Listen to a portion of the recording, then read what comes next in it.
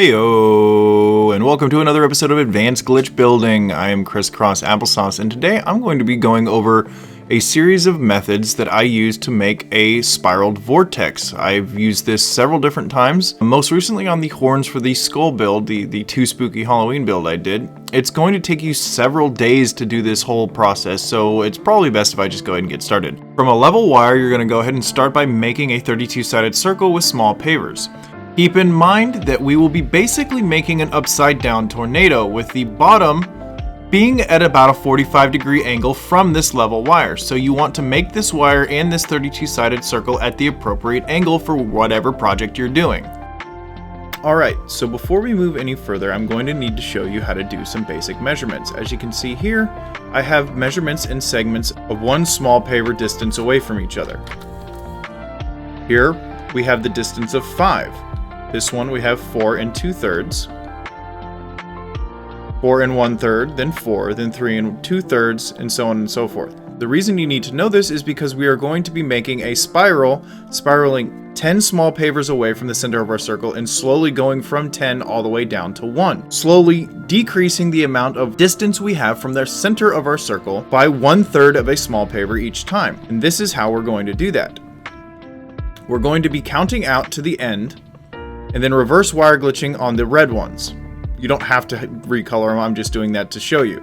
So to get a segment of 5, we're going to count out 5, reverse wire from this one, and pull back to our center. For 4 2/3, we're going to count out 1, 2, 3, reverse wire glitch on the 4th one, pull back to our center, and then wire glitch in a small floor like this, then reverse wire glitch from the outside edge of that with either a short or tall half wall, and pull back to our center. That's going to give us 4 2/3 distance. As you can see, it is now a little bit closer. If I pull this up here, and then I also pull this next one, which is 1/3, you can see that it segments the distance between the center of 2 of these small pavers exactly into 3 segments. But here's the tricky part. To get 4 1/3, you're going to need to go back and reverse wire glitch from the 5th position again, pulling back to your center point, then wire glitch in a small floor, and then use the inside edge of that small floor to get the 1/3 mark. And then you are at number 4. So you'll count out 4 from your center point, reverse wire glitch, and so on and so forth. And then you'll repeat the process over and over again. So here we are at our 32-sided circle. And we're going to need to count out 10 spaces starting here. So 1, 2, 3, 4, 5, 6, 7, 8, 9, 10. We're going to reverse wire from that 10th position, pulling back to here, or the center point, doesn't matter. Now, for the next row, we're going to count out 9. 1, 2, 3, 4, 5, 6, 7, 8, 9. Reverse wiring, pulling back to our center. But now, because of the measurements that we're trying to do here, we need to go ahead and glitch in a small floor, like that. Then we're going to go ahead and reverse wire glitch from the edge of that and pull to there. Now we can delete everything. I like to leave the last one here so I know which one is my next row. Then we're going to count out again 10 this time because we want the 1/3 mark. So we're counting out 10 this time again. Reverse wiring from the 10th one, pulling back to our center. Then wire glitching in a small floor. Then reverse wiring from the inside edge of that one this time, to save that point. Now, you're going to do this all the way until you are 1 distance away from the edge, which is going to be about 28 of the 32 sides of the circle. But as you can see here, if we follow this trend, that one, then this one, and then it's going to be the inside of this one, we are slowly creating a spiral that'll go in towards our center. So this one was 10 out, this one was 9 out, and then a small floor, and then the outside edge. This one was again 10 out, and then small floor, inside edge. Now this next one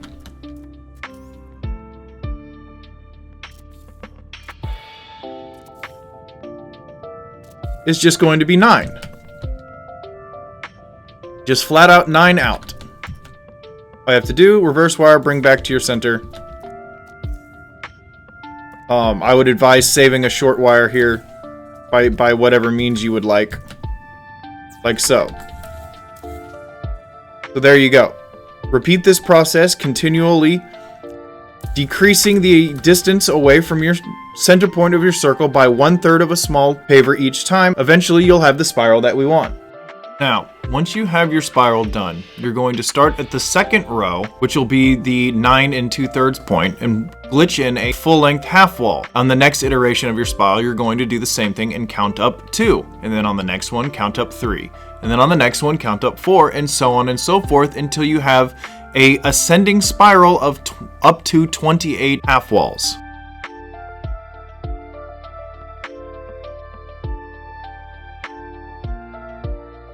Then, on the outside edge of each of these topmost short walls, you're going to place a light floor with its orientation facing down like this, all the way up to the top. Once you've done that, you're going to grab yourself a small floor piece, and then blend or glitch from the topmost one to the previous one in the ascending spiral, and repeat this process from each iteration all the way back down.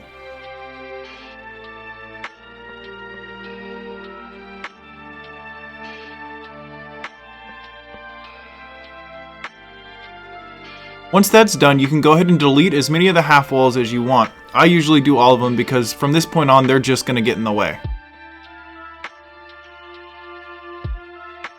Once that's done, you can go ahead and delete the topmost light floor as you won't be needing it anymore. And then starting from the bottom, go ahead and grab the light floor and change its orientation and place it on the inside of each of the small floors that you placed like this. Do this all the way up the top, making sure that each one has the orientation facing to the right.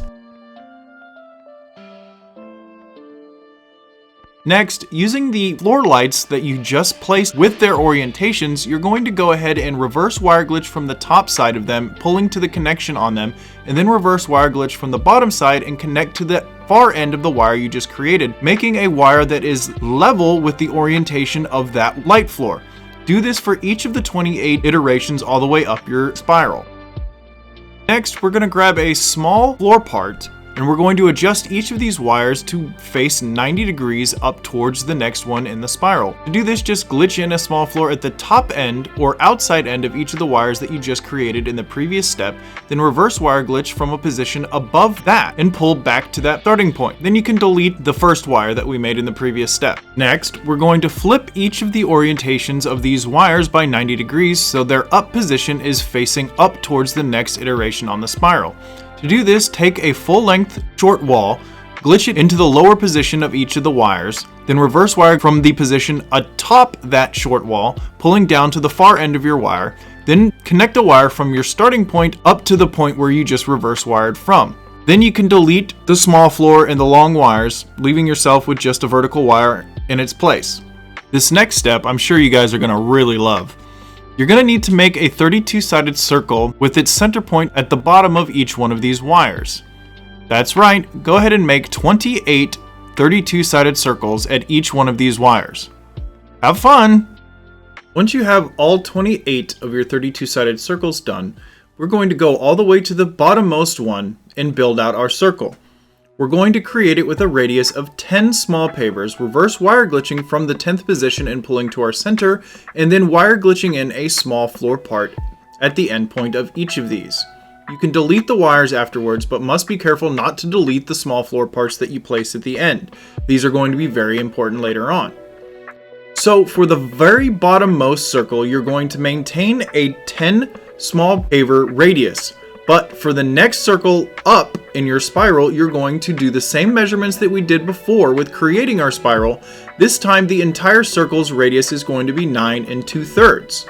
And following this sequence, the next 32-sided circle up in the spiral is going to be 9 1/3 small paver radius from the center, and so on and so forth, so that each radius of each circle from the bottom up towards the top is 1/3 of a distance between two small pavers shorter in its radius.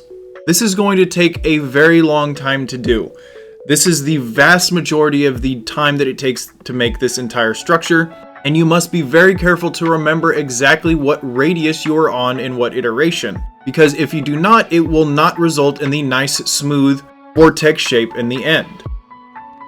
So here we are several days later, and everything is done. As you can see, we have a very nice shell of a vortex tentacle tornado thing.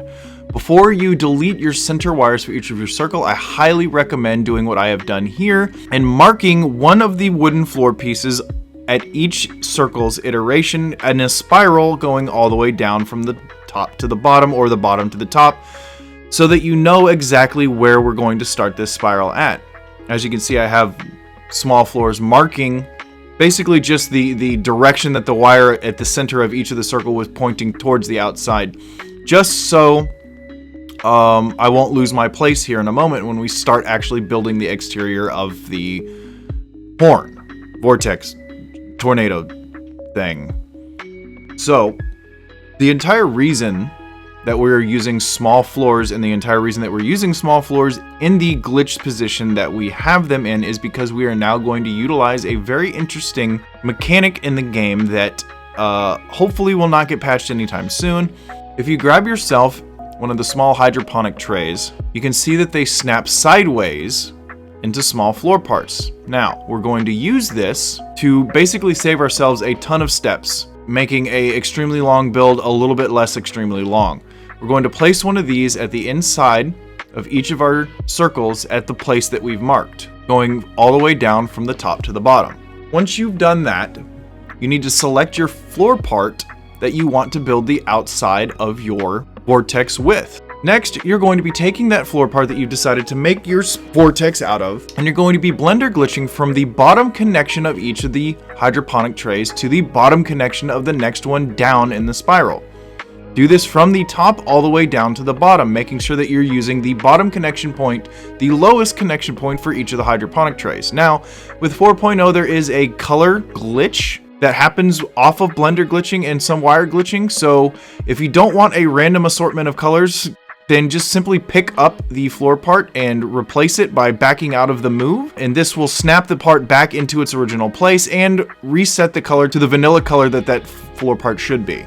Now, once you've gone all the way from the top to the bottom with your first exterior spiral, now you're going to simply pick up the hydroponic tray and shift it one position on each circle to the right.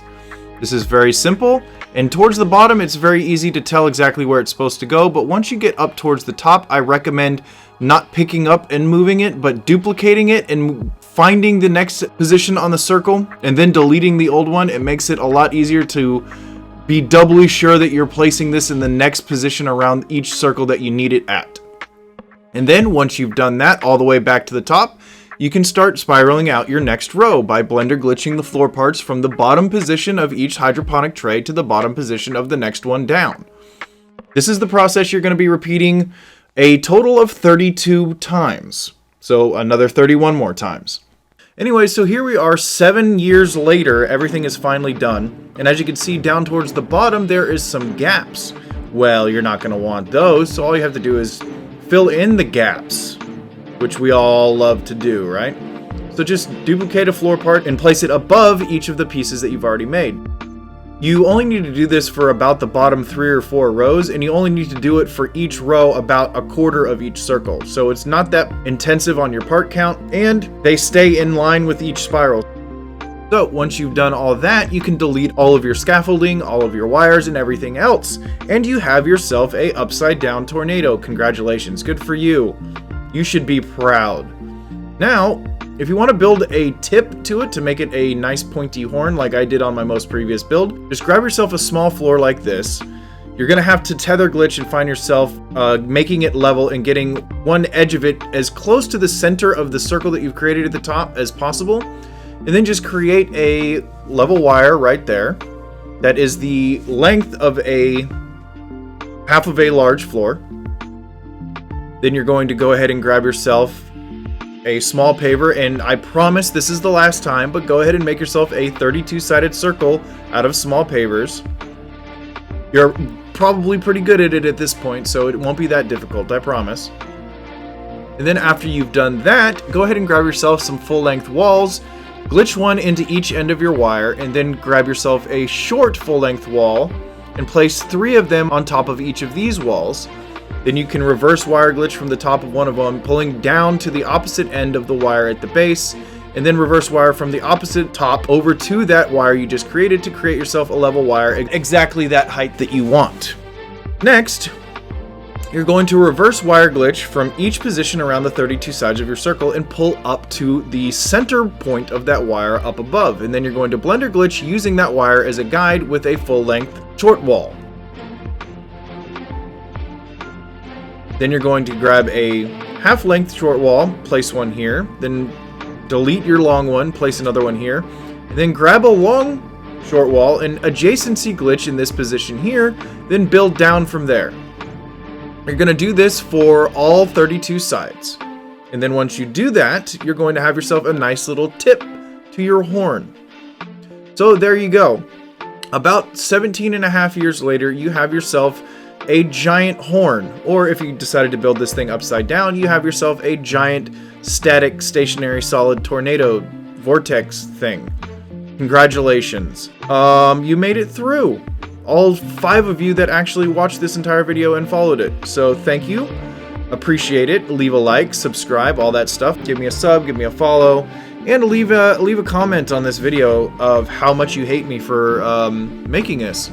I try and drop a new tutorial about every week on Saturdays, and I also stream multiple times a week here on YouTube and on Twitch, so you should come hang out with us on stream.